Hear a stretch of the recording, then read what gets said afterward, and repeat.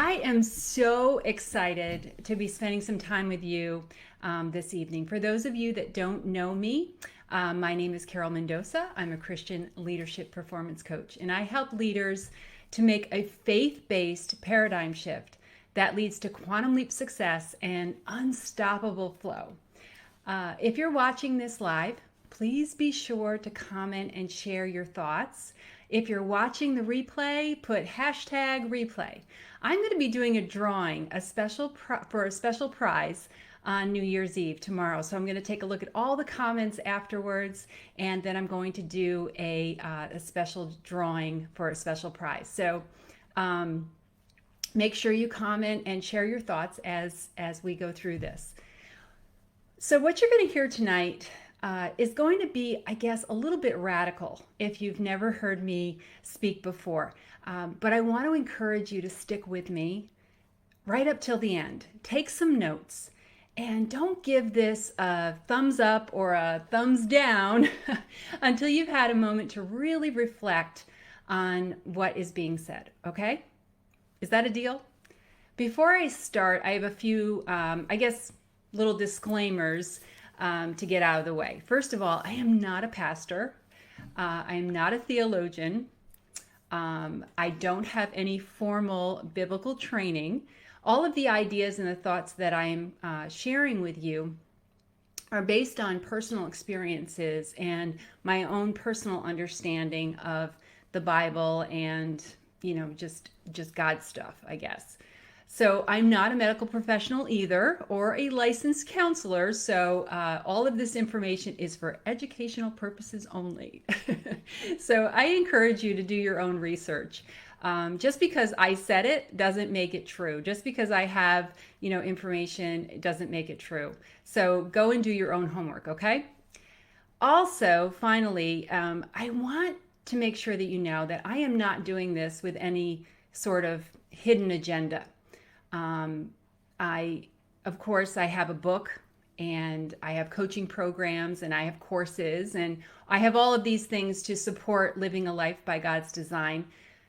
But I know that if you want more information on that, you know how to reach out to me, and I'm sure you can find a link to something somewhere. So what I want to focus on tonight is just one goal, and that is to get you to pause and consider who you are listening to and where you're investing your time and your money as we begin this new year. From the beginning of COVID-19, there have been changes and challenges in every aspect of our lives.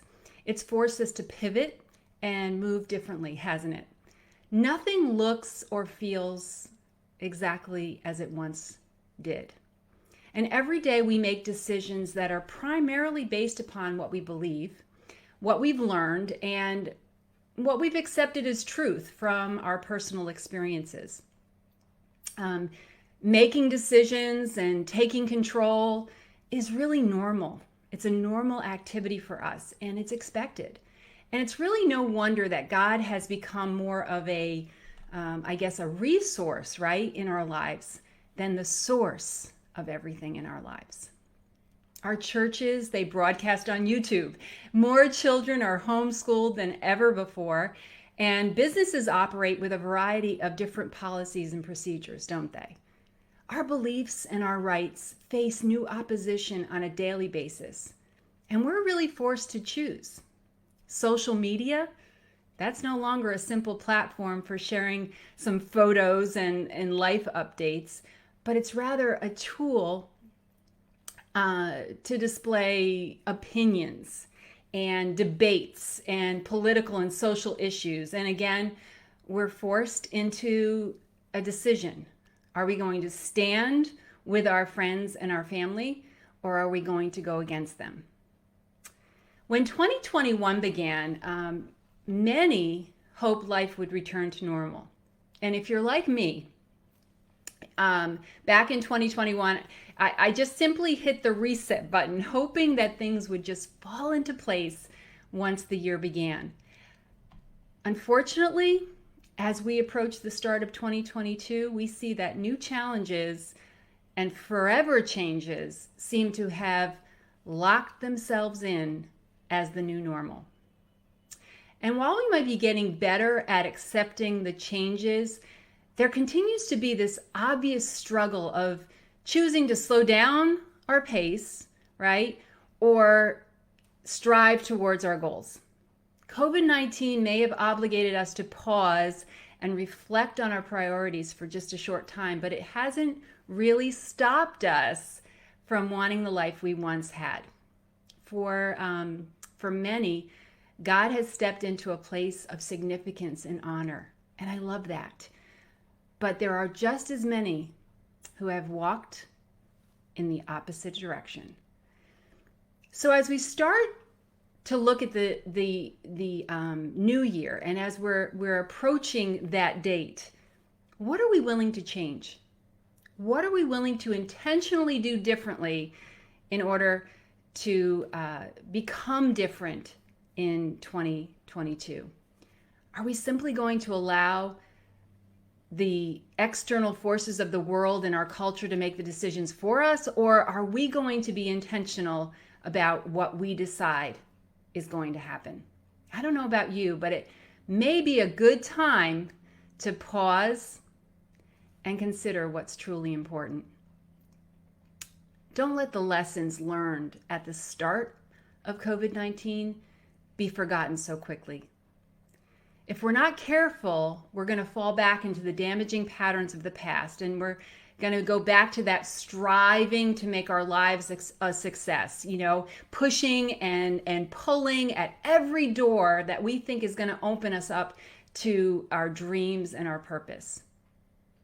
And if we do this, we're going to end up back in a place where God is a transparent resource and prayer is the last thing that we consider.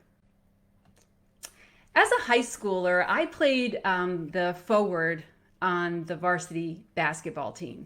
And one of the key things that I had to learn was how to pivot correctly. My job was to hold my position under the basket and pivot to keep the other team from scoring. One foot firmly planted on the floor while shifting and moving the rest of my body to guard and block the opposition. I made every effort to listen to my coach and ignore the crowd. I did everything possible to stand strong and look for opportunities to gain control. The strength of my position made a difference. Who I listened to made a difference. What I focused on made a difference. The slightest distraction could influence the outcome of the game. Our lives are like this. When we listen to the crowd, we get distracted and we change the outcome of our lives. So who are you listening to? And what are you focused on? If you're wondering what the 3 simple things are, I promise you that I am going to get them to you. But if I jump right into the new ideas, you're not going to see the connection between here and there. So stick with me. Stick with me. The main reason we desire the life we once had is because it's comfortable. We know it. We might not like it, but at least we know what it looks like and feels like, right? We're actually more comfortable with our stress, our anxieties, our worries, our doubts, and our fears. We're actually more comfortable with them because even if we don't like them, we at least know what to expect. Living in a place of uncertainty is scary. And when we are outside of our control, we long to go back to something that we can control. Since birth, we have learned to solve problems and figure things out. We've learned to think independently and be self-reliant. In fact, this attitude is actually encouraged. Weren't you told to take responsibility for your own success, to think for yourself? Didn't you hear things like, if you want to know who to blame, just look in the mirror? I know these are the things that I was told. Our world tells us to do what makes you happy. Focus on self-care and talk about how you feel. But do you realize that when you focus more on yourself, you actually intensify the problem? If you do more of what makes you happy, you end up disillusioned and you never seem to be satisfied. It's really like the King Midas syndrome. You know, King Midas, he wished for everything to be gold, and he got his wish.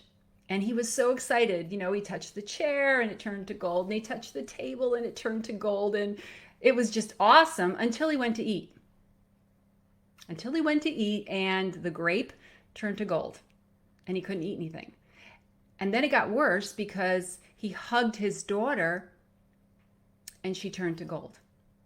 So being happy isn't really the thing that we seek. Having more of something isn't really the thing we seek. So I'm going to challenge you right now, in the new year, to really experience success. It's not about losing the weight or getting the new job or earning more money or leaving a relationship or starting a new one or winning the lottery or getting out of debt or any of these things that's truly going to make us happy.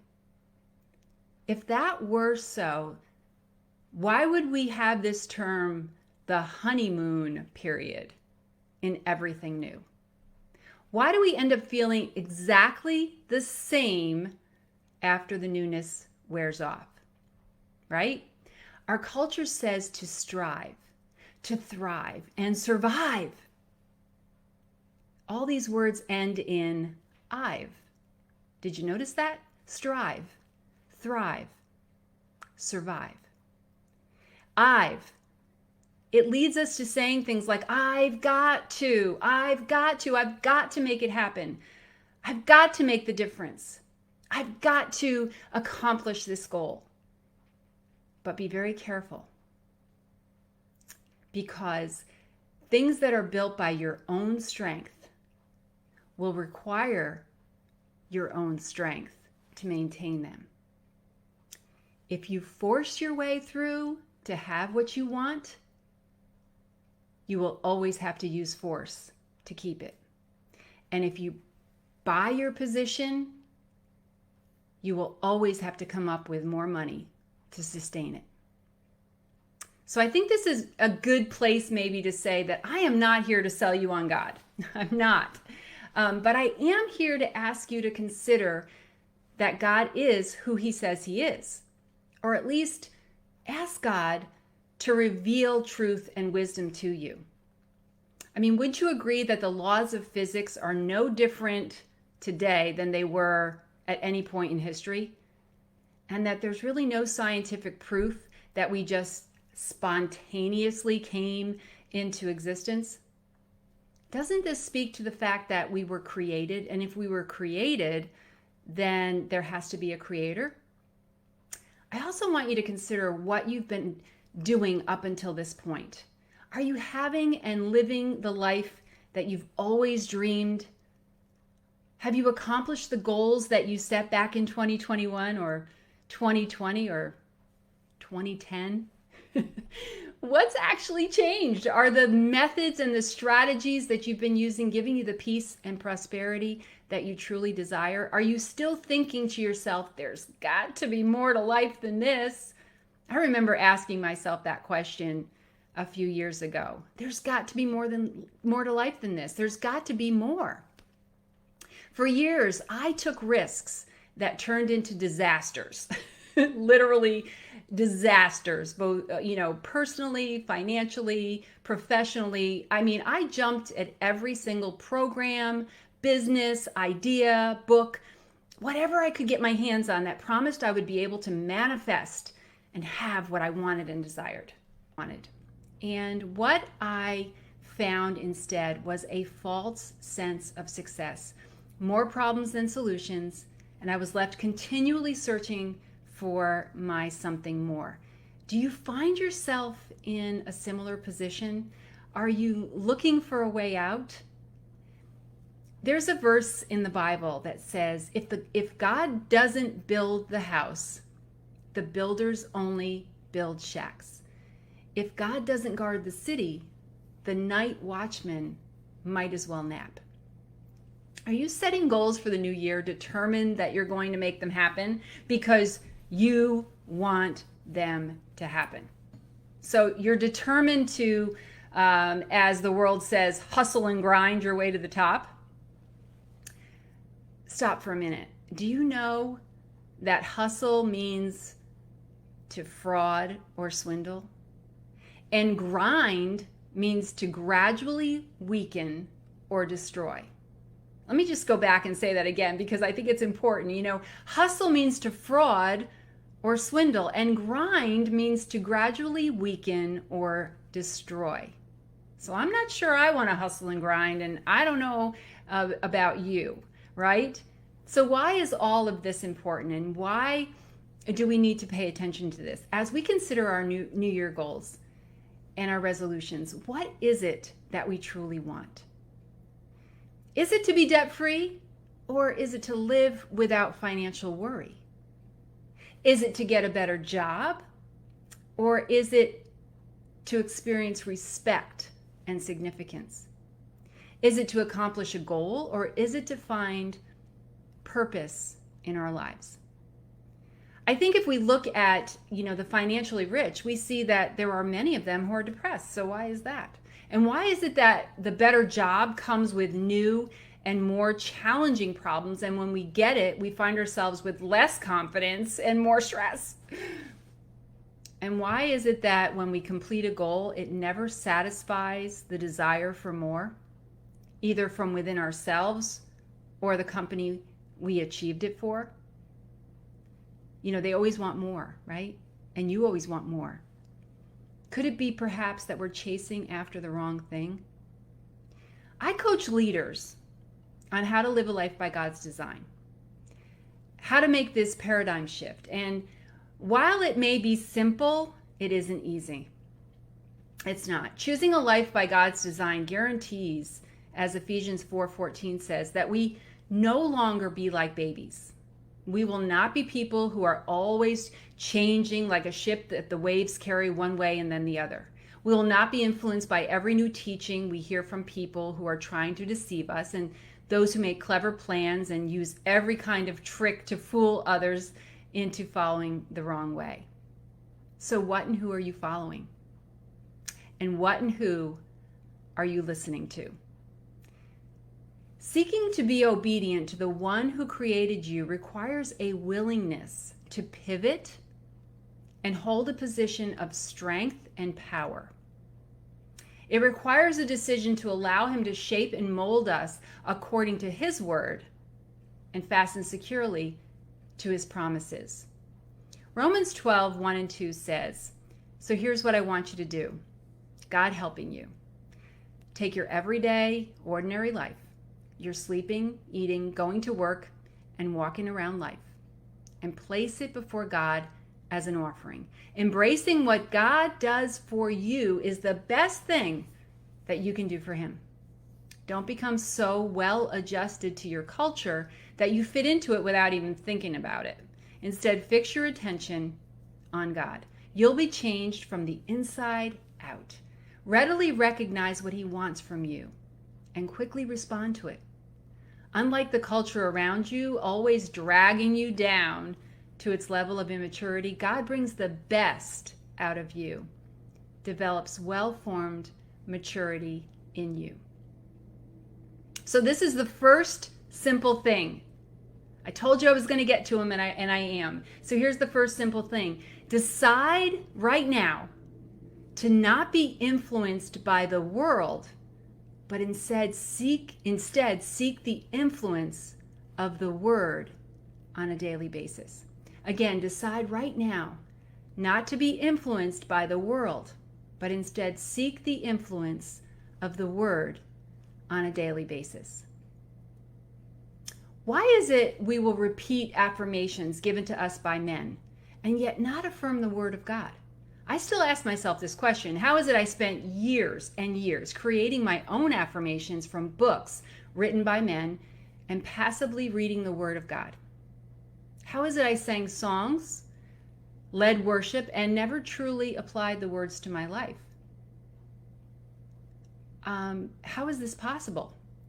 I would speak the words, but then I would turn and I'd respond to the world once the service was over. Which leads me to the second simple thing. Speak God's promises as affirmations over your life until you believe them. Like, really believe them. You know, if I took a piece of paper right now and said that I was going to light it with a match, you would know that if I did that, it would make a fire. You don't have to see me do it to know that it would happen because you believe it, right? You believe that. That's what I want you to do with God's word and God's promises. And how do you know that God will keep his promises?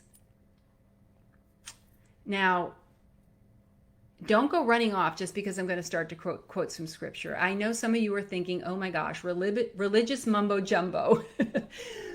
I get it. But what if we looked at the Bible like we look at, Robert Kiyosaki's Rich Dad, Poor Dad, or something written by John Maxwell or Dale Carnegie, or The Way We Embrace the Secret or The Law of Attraction? What if we were to take a second look at the Bible and apply it to our lives just to see if it changes things? I mean, what do you have to lose? Malachi 3:6, God never changes. Psalm 136:26, his love never changes. Isaiah 40, verse 8, his word never changes. Psalm 33:11, God's purpose never changes. Hebrews 6:17 through 18, his promises never ever change. You know, God cannot lie when he says something, and he cannot lie when he makes an oath. And he has told us what he's going to do. So we need to just hold on to that. Now, I get it. I get where you might be coming from right now, that this isn't the thing to do. This isn't what everybody else is doing to start and kick off the new year. This is not how you set goals. I get it. So some of you, you might have labeled me already as a crazy over-the-top Christian or some religious fanatic or lunatic. And well, you know, you might just be a little bit right. Honestly, sharing all of this isn't really super easy for me. I mean, I've always wanted to fit in and be in the popular crowd, and this topic may not get me the invitation to the party that I want. I mean, you know, some are going to reject this, and some already have. And some have said I'm speaking heresy, and some have said I'm a little over the top, and I'm leading people with, you know, false information because I'm not a pastor, or I don't have the biblical training. And others have just simply unsubscribed to my message, saying that I'm lying and that I have a hidden agenda, that I'm just trying to sell my programs. I get it. I can't, you know, what can I say? I can just be who I am.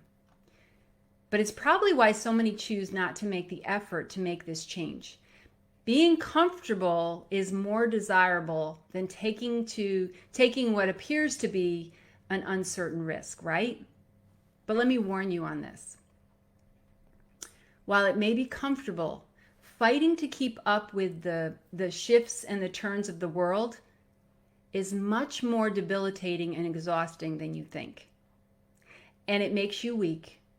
And a weak position will always result in a life of regret and loss.